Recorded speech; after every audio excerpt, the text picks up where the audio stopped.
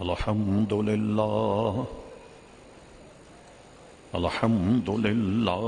نحمده ونستعينه ونستغفره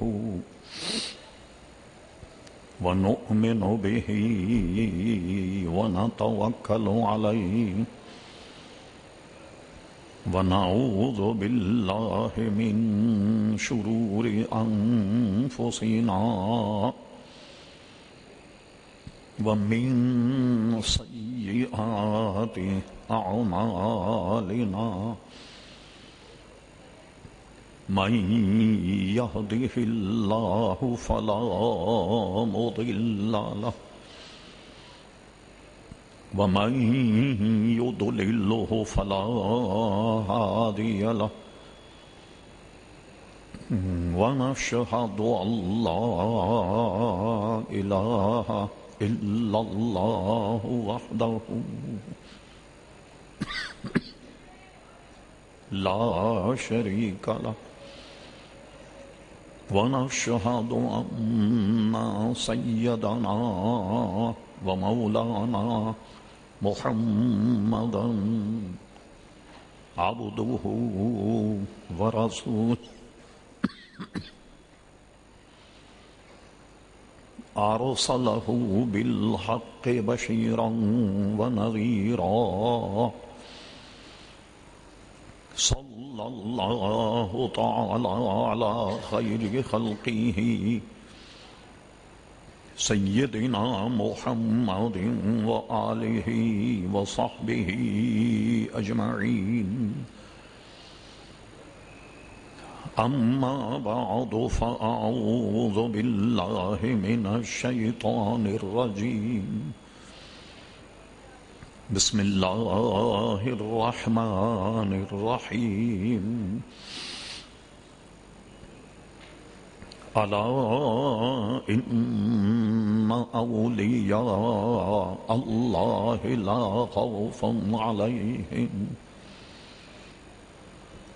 لا خوف عليهم ولا هم يحزنون الذين آمنوا وكانوا يتقون لهم البشرى في الحياة الدنيا وفي الآخرة لا تبديل لكلمات الله ذلك هو الفوز العظيم صدق الله مولانا العظيم وصدق رسوله النبي الكريم إن الله وملائكته يصلون على النبي يا أيها الذين آمنوا صلوا عليه وسلموا تسليما اللهم صل على سيدنا ومولانا محمد معدن الجود والكرم وآله وبارك وسلم صلاة وسلاما عليك يا سيدي يا رسول الله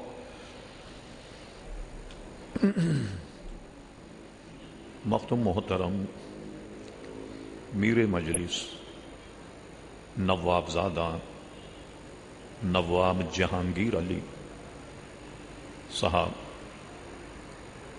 مشہور اسکالر، انٹرمیڈیٹ بورڈ کے چیئرمین، معروف اور مشہور علمی شخصیت مختوم محترم پروفیسر انوار احمد ظہیر صاحب قبلہ،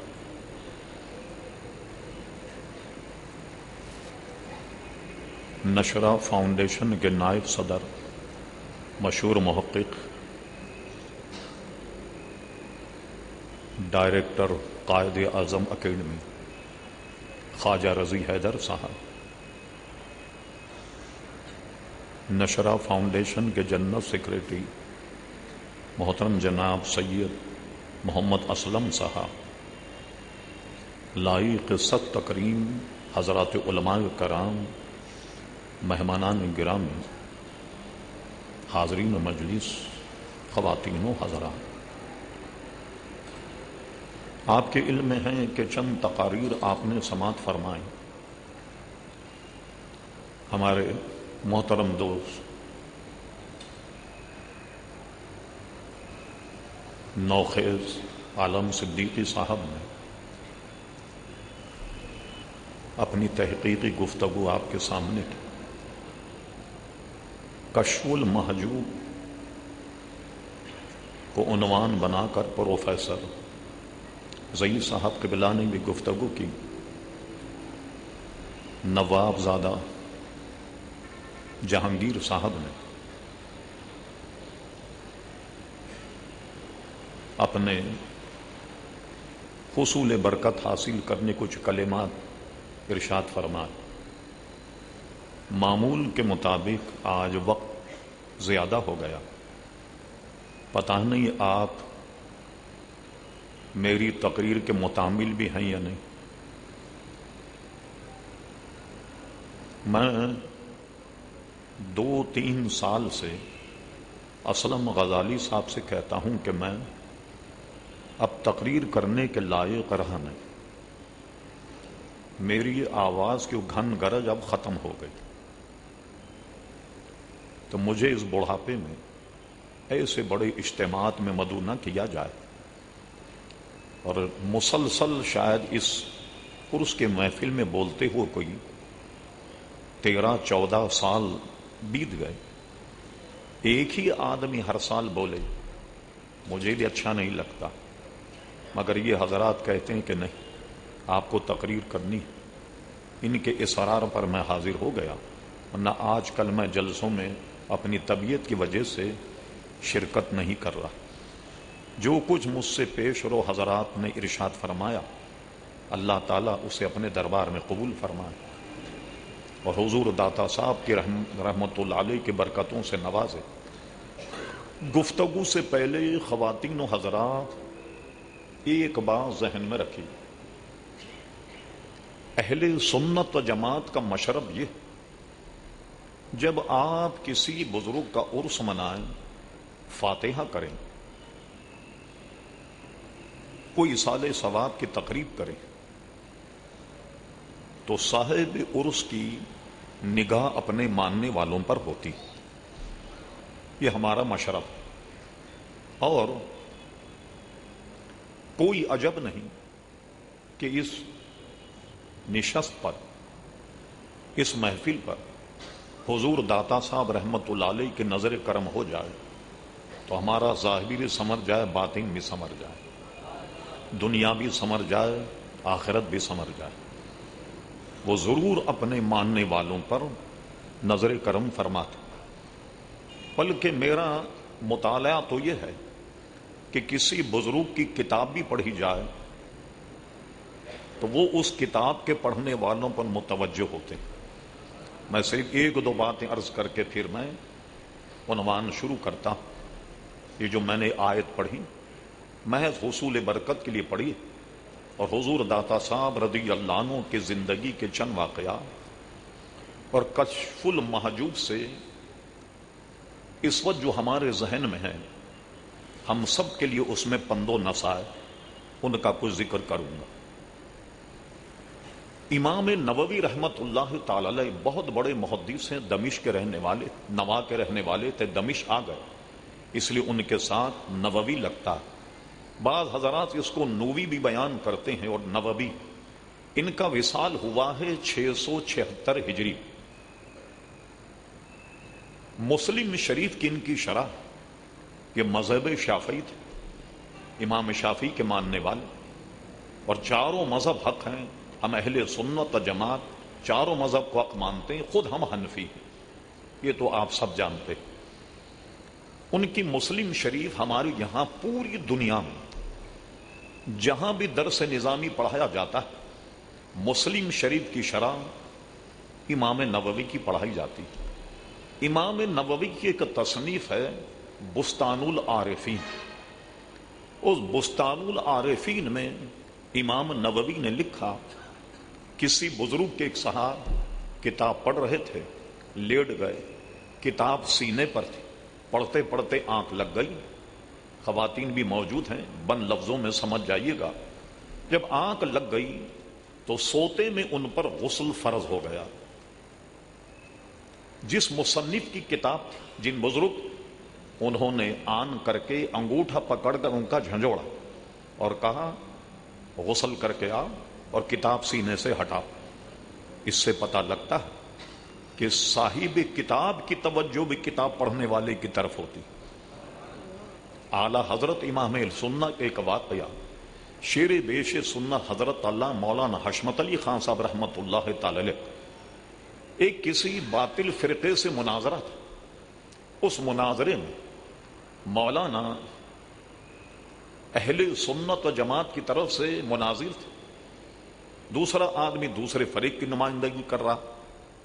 مولانا نے جو دلائل پیش کیے اس نے ان کے خلاف اعلی حضرت فاضل بریلوی کتاب دکھائی کہ تمہارے مولانا نے تو یہ لکھا، اور کتاب پڑھ کر بتائی مولانا حشمت علی خان صاحب جیسے سلطانون مناظرین کے طلبوں کی جیسے زمین کھسک گئی کہ یہ حوالہ کہاں سے لایا، اور ایسے دکھا رہا کہ دیکھو تمہارے مولانا احمد رضا خان صاحب کی تصنیف.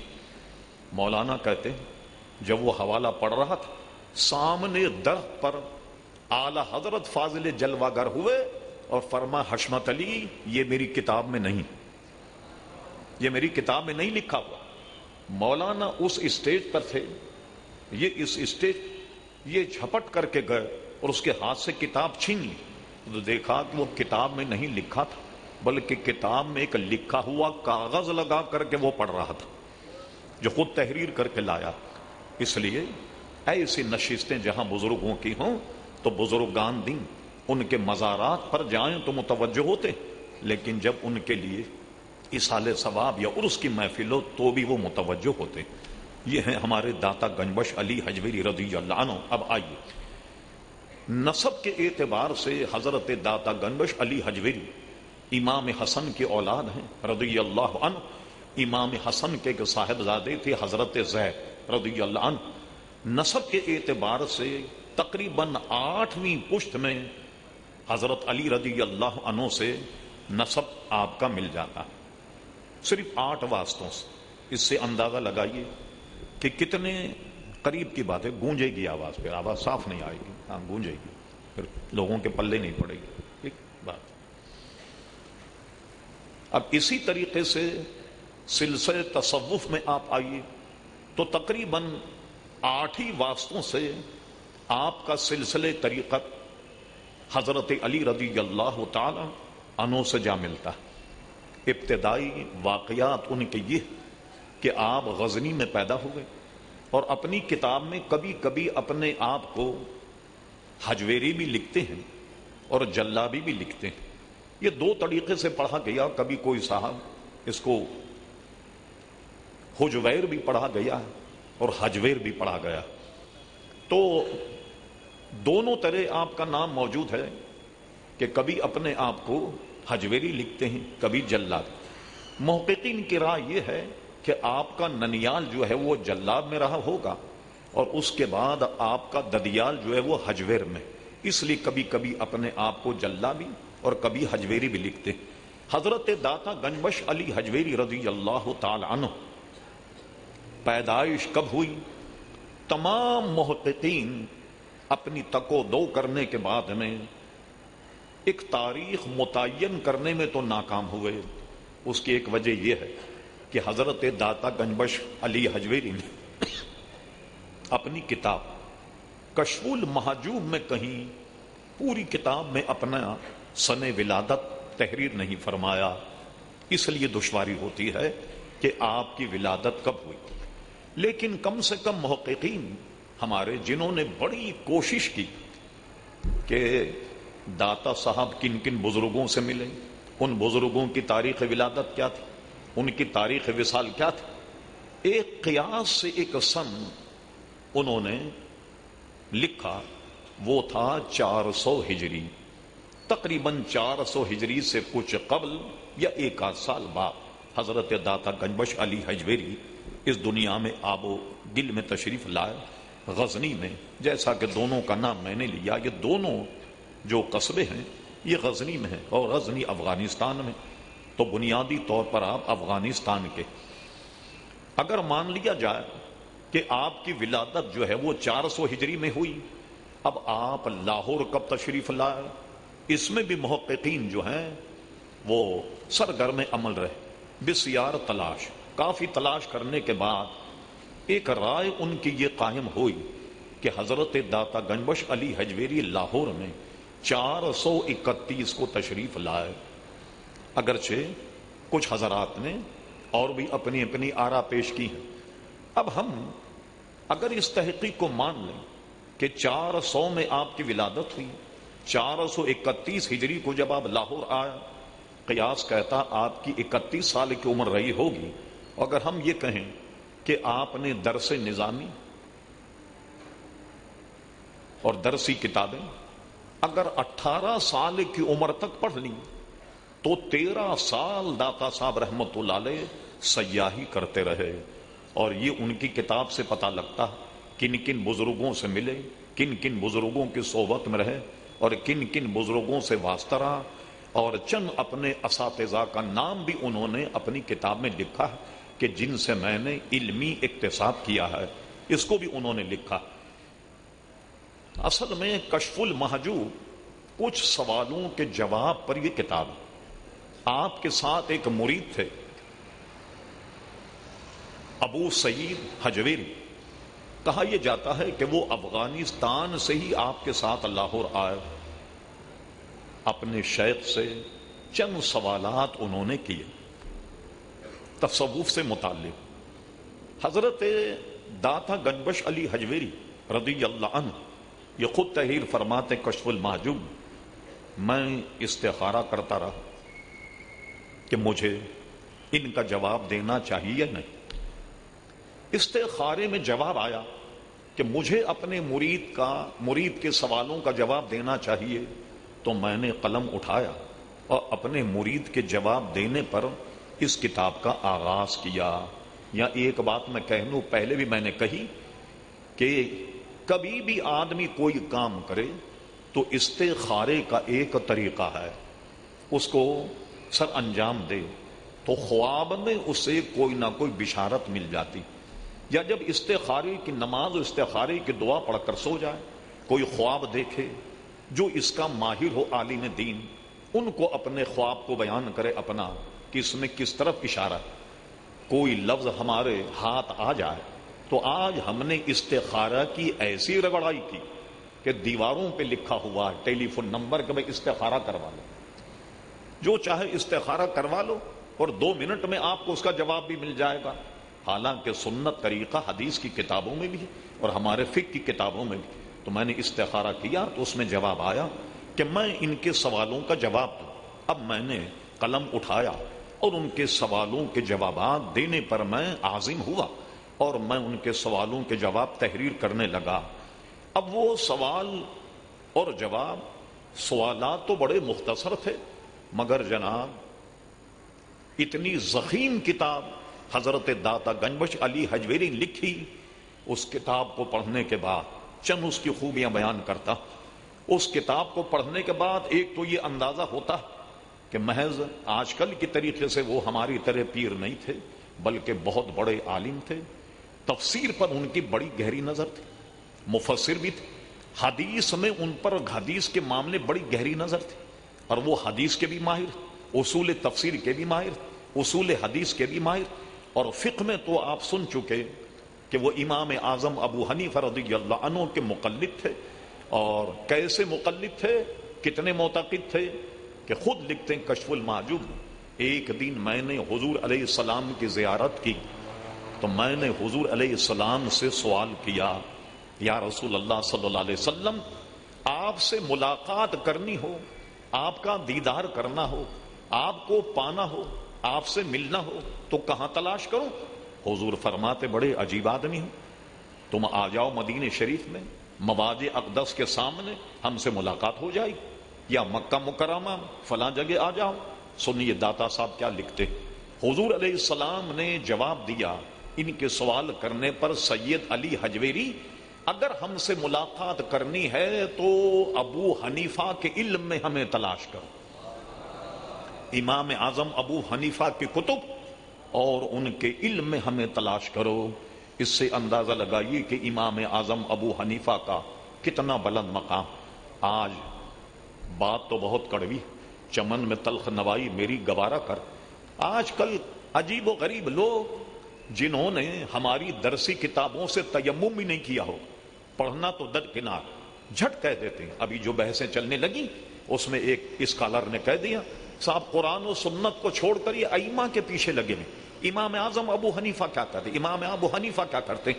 امام اعظم کے شاگردوں نے کہا کہ کبھی بھی تم ہمارے کسی مسئلے کو امام اعظم کا قول مت کہو، اس لیے کہ امام اعظم کا قول یا تو کسی آیت کی تفسیر ہے یا کسی حدیث کا ترجمہ ہے، وہ ان کی اپنی ذاتی رائے نہیں ہوتی. اور امام شافعی رضی اللہ عنہ، امام شافعی امام اعظم ابو حنیفہ کے شاگرد، امام محمد کے شاگرد.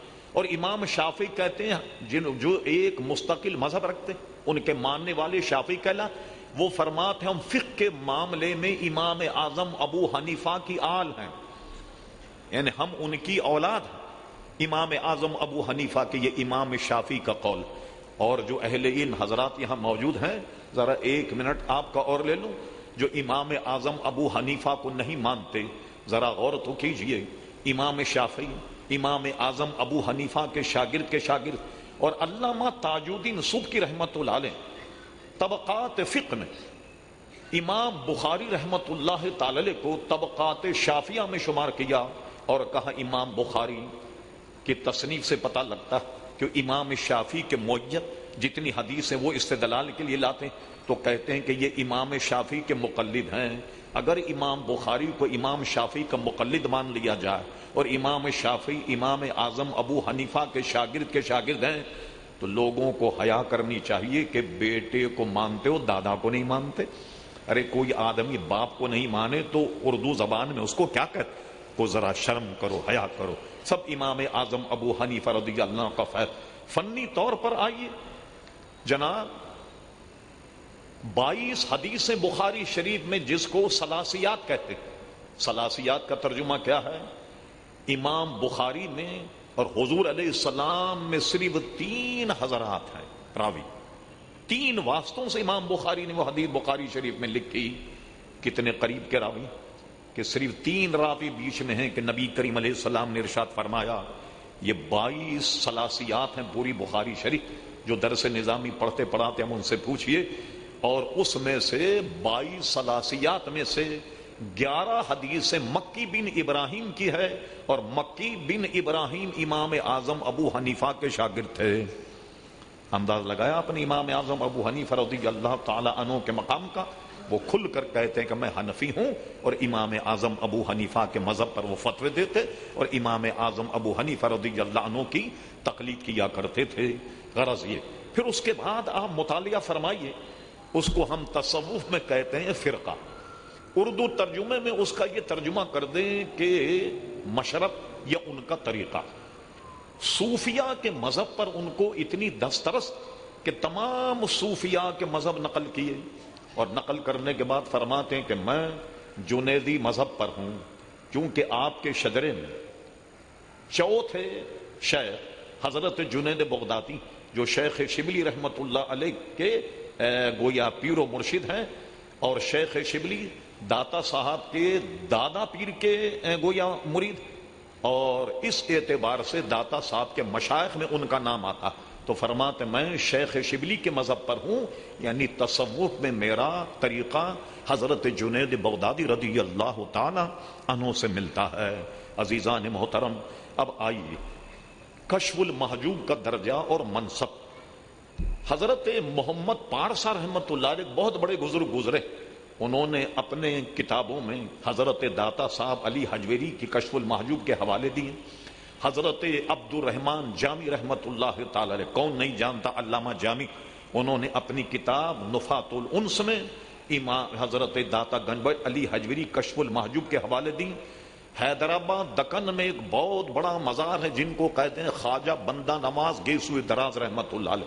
خواجہ بندہ نواز گیسوئے دراز رحمت اللہ علیہ حیدرآباد دکن کے بڑے معروف بزرگ ہیں، اور ان کے مزار پر جب تک نظام دکن کا معاملہ چل رہا تھا تو سرکاری طور پر نظام دکن ان کے عرس میں شامل ہوتے اور ان کے عرس کا لنگر سرکاری خزانے سے پکا کرتا تھا. یہ حضرت خواجہ بندوا گیسوئے دراز. اعلی حضرت فاضل بریلوی سے کسی نے پوچھا کہ بعض لوگ جو بہت لمبے بال رکھ لیتے ہیں یہ جائز ہیں یا ناجائز؟ اعلی حضرت منع فرمایا کہ ایسے بال جیسے عورتیں رکھتی ہیں ایسے نہیں رکھنا چاہیے. چلو یہ تو بزرگوں کا مشرب ہے کہ وہ اپنے لمبی زلفیں یہاں رکھتے ہیں، مگر آج کل تو ہمارے نوجوان پونی باندھنے لگ گئے. چلتا ہوا دیکھیں تو پتہ نہیں لگتا ہی ہے کہ شی ہے. ہم نے ایک حدیث پڑھی جس پر پوری گفتگو فتاوی رضویہ میں. ایک حدیث شریف یہ ہے کہ حضور علیہ السلام نے دو چیزوں سے منع فرمایا. وہ دو چیزیں کیا تھیں؟ فرمایا کہ نماز میں کپڑا گھرسنے سے اور جوڑا باندھنے سے منع کیا گیا. ہمیں گمان یہ ہوا کہ شاید خواتین کے لیے جوڑا باندھنے کے لیے منع کیا گیا، بس کے بعض لوگوں نے سہون یہ فتویٰ بھی دے دیا کہ خواتین جو ہیں جب نماز پڑھیں تو جوڑے کو کھول لیں، لیکن فتاوی رضویہ میں اس کا جزیہ یہ مل گیا. امام اہل سنت نے لکھا کہ بھائی جوڑا باندھنے میں تو زیادہ پردہ کہ خواتین کے بال بکھرتے نہیں، اور اس میں زیادہ پردہ ہے. خواتین کو تو بال کا جوڑا باندھ کر نماز پڑھنی چاہیے، اور کپڑا جو یہاں گھرستے ہیں لوگ نیچے سے، اس سے بھی حضور علیہ السلام نے منع فرما. کہ صحاح ستہ میں کتاب اللباس میں یہ بھی موجود ہے کہ حضور علیہ السلام نے فرمایا یہ اللہ تعالیٰ کو پسند نہیں ہے. ایک لمبی بحث ہے، ہم اس میں نہیں پڑھنا چاہتے. اب ہم پہنچے بھائی جوڑا کون باندھتا ہوگا؟ 10 سال پہلے تو ہماری سمجھ میں نہیں آئی، مگر اس کے بعد ہم نے چند سالوں میں دیکھا کہ مرد بھی جوڑا باندھنے لگ گئے. اللہ اکبر. اب امام اہل سنت سے پوچھا کہ حضور یہ خواجہ بندہ نواز گیسوئے دراز رحمت اللہ علیہ جنہوں نے داتا صاحب کے حوالے سے کتابوں میں بڑے حوالے دیے اور بطور سند داتا صاحب کی کتاب کو پیش کیا، تو ان کے تو گیسو بہت بڑے تھے، نام ہی ان کا گیسوئے دراز. امام اہل سنت نے اپنے ملفوظات میں فتویٰ دیا. سنیے بزرگوں سے عقیدت محبت کیا. حضرت خواجہ بندہ نواز گیسوئے دراز رحمت اللہ علیہ کے پیر و مرشد تھے حضرت نظام الدین اولیاء رحمت اللہ تعالی علیہ کے خلیفہ نصیر الدین چراغ دہلوی رحمت اللہ تعالی علیہ. اس زمانے میں آپ نے دیکھا ہوگا کہ بزرگوں کہیں لے جانا ہو تو ان کو پالتی میں بٹھا کر لے جاتے تھے، ان کو بٹھا کر اور کسی جگہ ان کو پہنچاتے تھے ایک تعظیماً ان کی عزت اور وقار کے لیے. حضرت خواجہ بندہ نواز کے ایک زلف اس پالتی میں پھنس گئی جو اپنے شیخ کی انہوں نے اٹھائی، اس پالتی میں ان کی زلف پھنس گئی، الجھ گئی. تو وہ کیا کرتے؟ سارے بالوں کو تو چھوٹے کرا لیتے، مگر اس زلف کو جو ایک لڑی تھی اسے چھوٹا نہیں کرتے کہ اس سے شیخ کو نسبت ہے. کہ پالتی میں جب اٹھایا تو وہ ایک گویا لڑ جو تھی وہ اس میں الجھ گئی، اس لیے اس کو نہیں کاٹا کرتے تھے. تو اس لیے فرمایا کہ یہ حضرت خواجہ بندہ نواز گیسوئے دراز رحمت اللہ علیہ کا معاملہ یہ ہے. اتنے بڑے حیدرآباد کے بزرگ لیکن نقل کرتے ہیں تو حضرت داتا صاحب کا حوالہ اور ان کے حوالے سے بات کرتے ہیں. حضرت بابا فرید گنج شکر رحمت اللہ تعالی علیہ. اللہ اکبر. جیسے حضور داتا صاحب رحمت اللہ علیہ کے مزار شریف پر بم دھماکہ ہوا، اسی طرح حضرت بابا فرید گنج شکر رحمت اللہ علیہ کے مزار پر بھی بم کا دھماکہ ہوا. دعا فرمائی اللہ تبارک و تعالی تمام شہداء مرحومین کی مغفرت فرمائے. یا حضرت عبدالشاہ غازی رحمت اللہ علیہ کے مزار پر بھی دھماکہ ہوا، اور بے شمار ملک دھماکوں کی لپیٹ میں جو بھی مسلمان بھائی ہمارے جاں بحق ہوئے. میلاد النبی کے موقع کو بھی انہوں نے نہیں چھوڑا. دعا کیجیے اللہ تبارک و تعالی سب کی مغفرت فرمائے.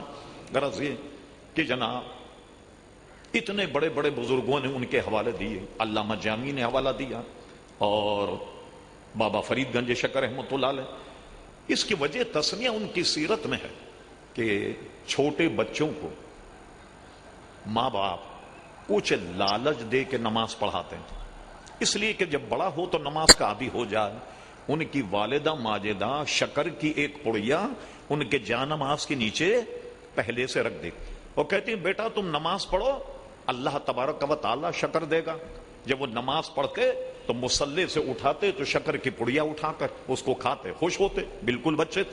اس کے ہوا ہے کہ پڑھتے پڑھتے نماز انسان ہے سہو ہو جاتا۔ ان کی والدہ ماجدہ ایک دن شکر کی پڑیا رکھنا بھول گئی۔ حضرت بابا فرید رحمت اللہ علیہ نے نماز پڑھی، بچے تھے، اور پڑھنے کے بعد جا نماز کھینچی، پڑیا نظر آ گئی اور چینی کھا لی۔ ان کی والدہ کو بعد میں احساس ہوا کہ میں تو چینی کی پڑیا رکھنا بھول گئی۔ کہا بیٹے آج تم نے نماز پڑھی؟ کہا نماز پڑھی میں نے، تو کیا شکر ملی؟ کہاں ملی، میں نے مصلی اٹھایا تو شکر مل گئی۔ سبحان اللہ، اس اعتبار سے گنج شکر رحمت اللہ علیہ سے آپ کا نام مشہور ہو گیا۔ اللہ، انہوں نے اپنی کتابوں میں حضرت داتا صاحب رحمت اللہ علیہ کے حوالے دی، کتنے بڑے بڑے علماء۔ اور حضرت نظام الدین اولیاء فرماتے ہیں کسی آدمی کو کامل شیخ نہ ملتا ہو، اور آج کل کامل شیخ کو تلاش کرنا بہت مشکل کام ہے۔ حضرت خواجہ غریب نواز رضی اللہ عنہ، حضرت عثمان ہارونی رحمت اللہ علیہ کئی برس کے بعد انہوں نے پائے اور اس کے بعد ان سے بیعت ہوئے۔ ہمارے علماء کا مشرب یہ تھا کہ پورے علوم سے فراغت کے بعد اور دنیاوی علوم حاصل کرنے، اب اس کے بعد میں تصوف طریقت کی تعلیم کے لیے کسی کامل شیخ کی تلاش میں نکل جاتے، برس گھومتے رہتے اور ان کی خدمت میں رہتے۔ حضرت خواجہ غریب نواز رضی اللہ عنہ اپنے پیر و مرشد کی خدمت میں تقریباً 22 سال انہوں نے اپنے پیر و مرشد کی خدمت میں گزارے۔ کام کیا کرتے تھے؟ ان کے شیخ جہاں جائیں، جب وہ اپنے جوتی اتاریں اسے لے لیتے، زاد راہ سامان سفر اپنے کندھے پر رکھ کر جہاں وہ جاتے ان کے ساتھ جایا کرتے تھے۔ اور اس کے بعد میں تاریخ میں یہ ہے کہ دونوں مرید اور شیخ بغداد شریف پہنچے۔ حضرت جنید بغدادی رضی اللہ عنہ، جو میں نے عرض کیا داتا صاحب رحمت اللہ علیہ کے اوپر کے شیوخ میں سے ہیں، ان کے مزار پر بڑی لمبی تفصیل ہے، کہا چند صورتیں یہ پڑھو، چند یہ صورتیں پڑھو، یہ صورتیں پڑھو، اتنی رکعت نماز پڑھو۔ سب سے فراغت کے بعد حضرت جنید بغدادی کے مزار پر ان کو خلافت عطا فرمائی۔ اور بعضوں نے کہا مکہ مکرمہ میں تھے اور خلافت عطا فرمانے کے بعد کب تم کامل ہو گئے، اور ان کا ہاتھ پکڑ کر آسمان تر اٹھا کر کہا اللہ تبارک و تعالی میں نے اس اپنے کامل مرید کو تیرے دربار میں پیش کر دیا۔ حاتف غیبی نے کہا ہم نے قبول فرما لیا۔ اللہ اکبر۔ وہ اچھا، اب آئیے خواجہ نظام الدین رضی اللہ عنہ، چند واسطوں سے خواجہ غریب نواز کے مرید۔ کامل شیخ جس کو نہ ملتا وہ کشف المحجوب کا مطالعہ کرے۔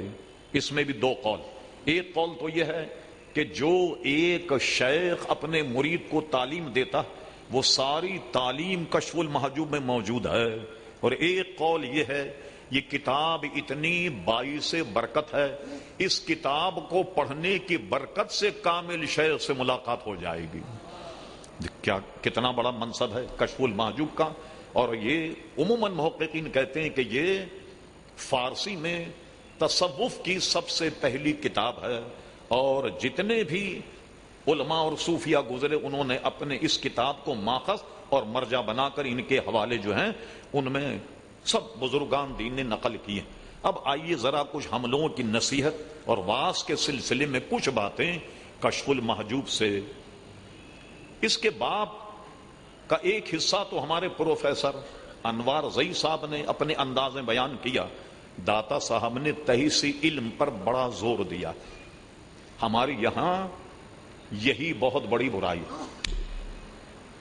علم حاصل نہیں کرتے، دنیاوی علم بھی حاصل کرتے ہیں تو اس میں ہمارے بچے بات کڑوی ہے، بغیر نقل کیے پاس نہیں ہوتے، بلکہ زئی صاحب سے پوچھئے نقل کرنے کے باوجود بھی پاس نہیں ہوتے۔ اس کی وجہ کیا ہے کہ نقل کے لیے بھی تو عقل کی ضرورت ہے، تو نقل کے باوجود بھی ہمارے بچے پاس نہیں ہوتے۔ اچھا، ہمارے جیسے لوگوں کو اس لیے حیرانی ہوتی کہ اتنی چھوٹی چھوٹی پتلی پتلی کتابیں سال بھر میں پڑھنی ہوتی ہے، مگر جناب وہ اس کو بھی نہیں پڑھ پاتے اور امتحان میں فیل ہو جاتے. اس ملک کا کیا حال ہوگا اللہ ہی حافظ ملک کا کہ جس میں ابھی تک 400 پارلیمنٹیرین، چاہے وہ صوبائی کے ہوں، قومی کے، سینٹ کے ہوں، 400 وہ حضرات جن کے ہاتھ میں ملک کی قسمت اور ملک کی تقدیر ہے، ابھی تک فیصلہ نہیں ہو پایا یہ بی اے بھی ہیں یا نہیں، یہ گریجویٹ بھی ہیں یا نہیں. اور آپ نے دیکھا آئے دن اخبار میں آتا 4 آؤٹ، 3 آؤٹ، ان کی جعلی ان کی جعلی ڈگری. مجھے ایک یاد آیا لفظ ہے تو بری بات، مگر شاید ہماری اہمیت کو جوش کر جائے اور ہم تحصیل علم کی طرف توجہ دیں. کہتے ہیں کہ ایک جگہ جعلی ڈگری بک رہی تھی 200 روپے میں. ایک گھوڑ سوار آیا، کہنے صاحب میرا نام یہ ہے، میرے باپ کا نام پتا میرا یہ، ذرا ڈگری 200 روپے نکالے اور جعلی ڈگری لے. ڈگری لینے کے بعد گھوڑے پر سوار تھے تو خیال آیا کہ ایک ڈگری گھوڑے کے لیے بھی لے لے، تاکہ کسی سے کہیں گے بھئی گریجویٹ گھوڑے پر سوار، ایک ڈگری گھوڑے کے لیے بھی لے لے. وہ آئے واپس، کہنے لگے صاحب 200 روپے لیجئے، ایک ڈگری اور دے دیں. نام بتائیے. ان کا گھوڑے کے لیے. نے کہا ہم معذرت چاہتے ہیں، یہ صرف گدھوں کے واسطے ہے، گھوڑوں کے واسطے نہیں. اللہ اکبر. غور فرمایا آپ نے. تو یہ 400 پارلیمنٹیرین جس کا ابھی تک پتہ نہیں لگا کہ یہ بی اے بھی ہیں یا نہیں. اللہ، یہ ہمارے یہاں تعلیم کا معیار. میں زئی صاحب سے پوچھتا ہوں، زئی صاحب ہمارے یہاں تقریباً 17 کروڑ بھی اگر آبادی مان لی جائے تو کئی فیصد لوگ پڑھے لکھے؟ زئی صاحب کتنے ہوں گے؟ 54%. ارے 54% تو وہ ہیں جن کا شناختی کارڈ پہ خالی دستخط ہے. ان کو ملا کے 54% ہیں کہ جنہوں نے شناختی کارڈ پہ انگوٹھا نہیں لگایا بلکہ دستخط کر دیے. دیگر ممالک میں دیکھیے تعلیم کا معیار کیا ہے اور ہمارے یہاں تعلیم کا معیار کیا، اور خصوصیت کیا تھا دین کی تعلیم. ظلم تو یہ ہے کہ جس کو میں آپ سے کہنا چاہتا ہوں، یہ ظلم یہ ہے کہ بڑے بڑے ادق مسائل پر جو لوگ دینی علوم سے واقف نہیں، برملا ایسی جسارت سے بیانات دیتے ہیں کہ اللہ اکبر، ہمیں تو دیکھ دیکھ کر کے حیرانی ہوتی ہے یہ کیسے جواب دے رہا، کیا کہہ رہا، کیا سوچ رہا. جن نہ تفسیر پڑھی، نہ اصول تفسیر، نہ حدیث، نہ اصول حدیث، نہ فقہ، نہ اصول فقہ، اور جو جی چاہے اپنے بک بک کر رہا، سمجھ بھی نہیں آتا کیا کہتا. حضرت داتا صاحب کی کتاب کا ایک مقصد تو یہ تھا کہ جو جاہل پیروں نے اپنی نشستیں سنبھالی ہوئی ان کا قلقمہ کیا جائے اور تصوف کو بدنام کرنے والوں کے خلاف جہاد کیا جائے.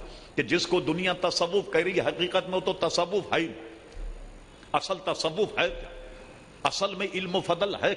تصوف کیسے آتا ہے، طریقت میں آدمی قدم کیسے رکھتا، اس سب کا مجموعہ انہوں نے اپنے جناب جو علم پر باب باندھا اس میں بہت ہی اچھے انداز میں ذکر کیا. اور اس کا آغاز اس آیت سے کیا کہ حضور صلی اللہ تعالی علیہ وسلم کے حدیث مقدسہ تو بعد میں لائے، اس آیت سے وہ آغاز کرتے ہیں کہ اصل میں اللہ تبارک و تعالی سے ڈرنے والے وہ ہیں کہ جو علم والے ہیں. اس سے آغاز کرے کئی حدیثیں لکھتے ہیں. حدیثیں لکھنے کے بعد اب آئیے ذرا، ایک بزرگ تھے حضرت حاتم الاسم رحمت اللہ علیہ، ان کا قول نقل کیا ہے جو سننے کے لائق. کہتے ہیں کہ انہوں نے فرمایا میں نے سارے علوم کھنگال ڈالے، اس علوم سے مراد تھے دینی علوم، سارے علوم کھنگال ڈالے اور اس میں سے 4 باتوں کو میں نے حاصل کر لیا، اور اس کے بعد تمام کتاب اور علوم سے گویا میں مستغنی ہو گیا، اور 4 باتوں میں عمل پیرا ہوں. وہ آپ حضرات، خواتین و حضرات اس غور سے سنیے وہ کتنی پیاری باتیں حضرت حاتم رضی اللہ عنہ جو بڑے مشہور بزرگ ہیں داتا صاحب نے نقل فرمائی. انہوں نے فرمایا کہ پہلی بات تو میں نے تمام علوم سے یہ اخذ کر لی کہ میرا رزق لکھ دیا گیا اور نہ اس سے بڑھے گا نہ اس سے کم ہوگا. جب میں نے یہ یقین کر لیا کہ میری روزی اور رزق لکھ دیا گیا تو اب میں زیادہ کی طرف میں نے بھاگنا چھوڑ دیا. اتنا مجھے ملنا ہی، لیکن ملنے کے لیے بھی کوشش کرنی ہوگی. یہ نہیں کہ آپ بیٹھ جائیں دروازے بند کر کے کہ واللہ خیر الرازقین، اللہ تبارک و تعالی جو ہے وہ آسمان رزق دے گا. مولانا روم رحمت اللہ علیہ مثنوی شریف میں اس مسئلے کو یوں سمجھایا. ایک نقطے کو یاد رکھیے. اب آئیے مولانا روم فرماتے ہیں کہ ایک بے روزگار بندہ پریشان حال مفقود حال جنگل میں گیا، روزی نہیں مل رہی. جنگل میں اس نے دیکھا ایک لومڑی ہے جس کے چاروں پیر ہاتھ کٹے ہوئے، لیکن بڑی سان جناب، اتنی تندرست. میں حیران رہ گیا، کیا گھاس کھا رہی ہے بھئی؟ یہ تو گوشت کھا، یہ اتنی صحت مند کیسے ہو گئی؟ میں چھپ کر بیٹھ گیا. میں نے دیکھا کہ ایک شیر آیا. شیر نے ایک جانور کا شکار کیا اور شکار کرنے کے بعد اس کو چیر پھاڑ کرنے کے بعد اپنے کھانے سے پہلے ایک بہترین بوٹی نکال کر لومڑی کو سونپی اور یہ کھا، اور باقی شیر کھا کر کے نکل گیا. یہ بیچارہ ایسا آدمی تھا، اس نے یہ سوچا کہ جب اللہ تبارک و تعالی جنگل میں ایک معذور لومڑی کو رزق دے رہا تو میرے تو ہاتھ پیر بالکل سلامت ہیں، وہی اللہ مجھے بھی روزی دے گا. یہ گھر میں بیٹھ گیا. آج آئی روزی نہیں آئی، دوسرے دن آئی نہیں آئی، 3 دن ہو گئے روزی نہیں آئی. اب پریشان بھوکا پیاسا چیخنے چلانے لگا. مولانا روم کہتے ہیں یہ سمجھانے کے لیے ایک نقل کی. حاطف غیبی نے کہا بڑی عجیب و غریب بات ہے، تو نے ایک مثال تو دیکھی مگر تو نے سبق لومڑی سے لیا. سبق تو نے لومڑی سے لیا. ارے شیر سے سبق لیتا کہ شیر کی طرح شکار کر کے محتاجوں کو کھلاتا، مگر تو نے سبق لیا لومڑی سے. لومڑی کی طریقے سے مکان میں بیٹھ گیا. اب اگر روزی آئی تو کھاؤں گا، اللہ آسمان سے روزی دے گا، اب کہاں ملے گی؟ نہیں. کیا ہے؟ بھاگ دوڑ تو کرنی پڑے گی. آپ قرآن کی آیت بھی یہی کہتی ہے. ارشاد باری تعالیٰ ہوا یا ایھا الذین آمنوا اذا نودی للصلاۃ من یوم الجمعۃ فاسعوا الی ذکر اللہ. اے ایمان والوں، جب جمعے کی اذان ہو جائے تو دوڑو اللہ تبارک و تعالیٰ کے ذکر کی طرف. وذروا البیع، خرید و فروخت چھوڑ دو. ذالکم خیر لکم ان کنتم تعلمون، یہی تمہارے حق میں بہتر. فاذا قضیت الصلاۃ، جب نماز پڑھ لو فانتشروا فی الارض وابتغوا من فضل اللہ. اب نماز پڑھنے کے بعد اب آؤ اللہ کے فضل کو تلاش کرو، یعنی روزی تلاش. ابن کثیر اس موقع پہ یہ حدیث نقل فرمائی 28ویں پارے میں کہ جمعے کے دن کوئی آدمی اپنے کاروبار کو بند کرے اور بند کرنے کے بعد جمعے کی نماز پڑھ کر روزی کی تلاش میں نکلے یا دکان کھولے یا کاروبار کرے تو اللہ تبارک و تعالی اس آدمی کو جمعے کی تعظیم، جمعے کی تکریم میں اس کو 70 درجے برکت عطا فرمائے گا. ہمارا حال سنیے، بنی اسرائیل کے ہم نے کیا ہیلا چھانٹ. ہم جوڑیا بازار کے امام ہیں، بہت بڑی مارکیٹ. کیا کرتے ہیں، کیا ترکیب نمبر 11 نکالی بیپاریوں نے کہ ایک بھائی کہیں اور جمعہ پڑھتا ہے تاکہ دکان کھلی رہے، وہ جمعے کی نماز پڑھ کر آئے، یہ دوسرا جا کر کے پھر نماز پڑھ کر آئے تاکہ کاروبار بند نہیں ہونا چاہیے، میٹر چلنا چاہیے. یہ ہیلا دوسرے لوگوں نے نکالا. جن کو کہا گیا کہ فلاں وقت تم شکار مت کرو تو ایک دن ہاؤس کھود کر کے ساری مچھلیوں کو جمع کر لیتے اور اس کے بعد میں دوسرے دن پکڑ کر کھاتے اور کہتے بھئی ہم نے اس دن تو شکار نہیں کیا. دیکھا اللہ تبارک و تعالی اس قوم پر عذاب نازل فرما دے. یہی حال کچھ ہم لوگوں کا کہ کاروبار بند نہیں کر. فرمایا کہ 70 درجے اسے برکت ہوگی. میں کہہ رہا تھا رزق تو لکھا ہوا لیکن کوشش ہی سے ملے گا. کہ میں نے ایک باب تو یہ تلاش کر لیا کہ جب روزی نہ کم ہوگی نہ زائد، اب زیادہ کی طرف تلاش کرنے سے میں باز رہا. جو ملی اسی پر اکتفا کیا. پھر اس کے بعد کہتا اللہ تبارک، وہ کہتے ہیں اللہ تبارک و تعالیٰ کے کچھ فرائض کچھ واجبات مجھ پر ہیں. میں نے علم سے ایک نقطہ یہ نکالا، اس کو سوائے میرے کوئی اور ادا نہیں کرے گا. میں اس کی ادائیگی پر کمر بستہ ہو گیا. مجھے بتائیے کیا اسلام یہ کہتا کہ باپ بوڑھا ہو جائے تو اس کی طرف سے بیٹا نماز پڑھ لے؟ ایسا تو نہیں ہوتا کہ بیٹا نماز پڑھ لے اس کی طرف. باپ بوڑھا ہو جائے تو بیٹا اس کی طرف سے روزے رکھ لے؟ ایسا تو نہیں ہوتا. اور ایسا ہوتا تو کوئی مالدار صاحب ثروت آدمی نہ نماز پڑھتا نہ روزہ رکھتا، پیسے سے کام لیتا رہتا. چلو بھائی نماز بھی پڑھ لو پیسوں سے، روزہ بھی پیسوں سے رکھ لو، سب کچھ پیسوں میں آ جائے، کوئی بھی آدمی دینداری نہیں کرتا. کہا میں نے دوسرا نقطہ اس میں سے یہ اخذ کیا کہ جو فرائض واجبات ہیں مجھی کو ادا کرنے ہیں، میں اس کی ادائیگی پر کمر بستہ ہو گیا. سبحان اللہ. پھر اس کے بعد کہتے ہیں کہ میں نے تیسرا نقطہ، یہ سب داتا صاحب کی گفتگو ہے، تیسرا نقطہ میں نے اس سے یہ اخذ کیا، میرا ایک طالب، میں اس کا مطلوب، وہ کون ہے؟ وہ موت ہے، وہ حضرت عزرائیل ایک دن ضرور مجھے لے جائے گا، اور موت مجھے آنی ہے۔ جب میں نے یہ اطمینان کر لیا کہ میرا ایک طالب اور یقیناً مجھے موت آئے گی، میں اس کے انتظام میں لگ گیا اور اب بالکل بے خوف ہو گیا۔ یقیناً جب موت آنی ہے تو آنی، اس سے تو مفر ہی نہیں، اس سے تو فرار ہی نہیں آدمی کا۔ لہذا یہ تین باتیں میں نے، چوتھی سنی ابا بات، کہنے لگے میں نے تمام علوم سے تین نقطے تو یہ اخذ کیے، چوتھا نقطہ میں نے یہ اخذ کیا کہ میرا ایک مالک، میرا ایک خالق، میرا ایک پیدا کرنے والا اللہ تبارک و تعالی، وہ ہما وقت مجھے دیکھ رہا ہے، ہر وقت مجھے دیکھ رہا ہے، تو مجھے اس کی نافرمانی نہیں کرنی چاہیے کہ وہ دیکھ رہا ہے۔ اور کیسے دیکھ رہا ہے؟ اللہ اکبر، کہ نہ اس کو اونگ ہے نہ اس کو نیند ہے۔ آپ تو سو جائیں مگر وہ نہیں سوتا، وہ اگر سو جائے معاذ اللہ کائنات کا نظام کون چلائے گا؟ تو میں جب یہ یقین کر لوں کہ وہ مجھے دیکھ رہا ہے، اب میں کسی گناہ کی طرف نہیں جاتا کہ اللہ دیکھ رہا ہے، اللہ دیکھ رہا ہے۔ مجھے بتائیے اس مجمع میں آج اگر ہم یہ طے کر لیں کہ اللہ تبارک و تعالی ہمیں دیکھ رہا ہے، گناہ ہوں گے آپ سے؟ کوئی برائی کا ارتکاب کریں گے؟ اللہ دیکھ رہا۔ نماز چھوڑو گے؟ اللہ دیکھ رہا۔ روزہ چھوڑو گے؟ اللہ دیکھ رہا۔ کسی بدکاری مبتلا ہوگے؟ اللہ تعالیٰ دیکھ رہا۔ پھر داتا صاحب اسی باب میں یہ بتاتے ہیں کہ جب کسی کو معرفت ہو جائے اس بات کہ اللہ تبارک و تعالیٰ دیکھ رہا ہے، اس کی ایک مثال دیتے ہیں۔ وہ فرماتے ہیں کہ بصرہ کا واقعہ، بصرہ میں ایک شخص بہت بڑا سرمایہ دار کسی باغ میں گیا، بڑی معذرت کے ساتھ کوئی بات ایسی ہو تو معاف کر دیجیے، باغبان کی بڑی حسین و جمیل عورت کو دیکھ کر یہ گڑبڑ ہو گیا کچھ، اور اس نے کیا کہا؟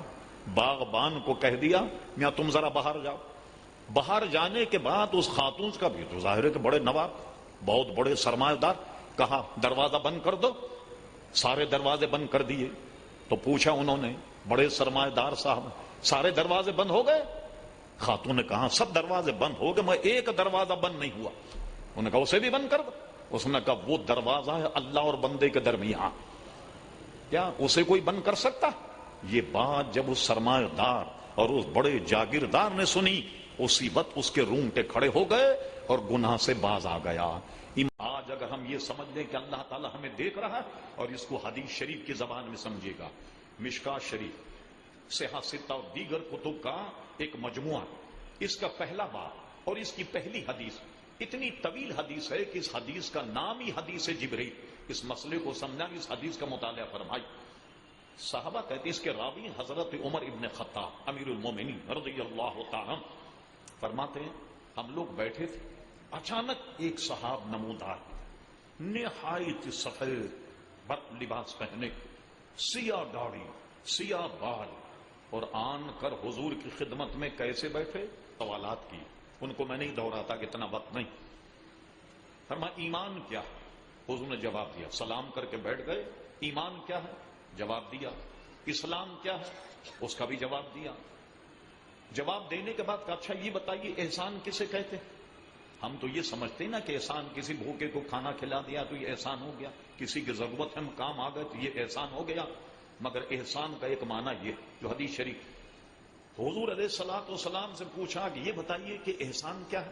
حضور علیہ السلام نے فرمایا احسان یہ ہے کہ جب تو عبادت کرے تو یہ سمجھ لے کہ اللہ تبارک و تعالیٰ کو تو دیکھ رہا ہے۔ اگر اسی پر گفتگو ختم ہو جاتی تو ہماری نمازوں کا کیا بنتا؟ ہم میں تو کوئی اتنی سکت نہیں کہ ہم یہ کہیں اللہ تعالیٰ کو ہم دیکھ رہے، یہ تو ممکن ہی نہیں ہمارے لیے۔ لیکن اس کے بعد حضور علیہ السلام نے دوسرا نقطہ بیان فرمایا، فرمایا احسان کا ایک معنی تو یہ کہ جب تو عبادت کر تو یہ سمجھ کہ اللہ تعالیٰ کو تو دیکھ رہا، اور اگر تو یہ نہیں سمجھتا، اس میں کامل نہیں، تو کم سے کم یہ سمجھ لے کہ وہ تجھے ضرور دیکھ رہا، وہ تجھے ضرور دیکھ رہا۔ تو جس حال میں بھی ہو اللہ تبارک و تعالیٰ اس کو دیکھتا ہے۔ جب یہ آدمی کا یقین محکم ہو جائے اور اس پر یقین ہو جائے کہ اللہ تبارک و تعالیٰ اسے دیکھ رہا ہے تو آدمی گناہوں سے بچ جائے گا۔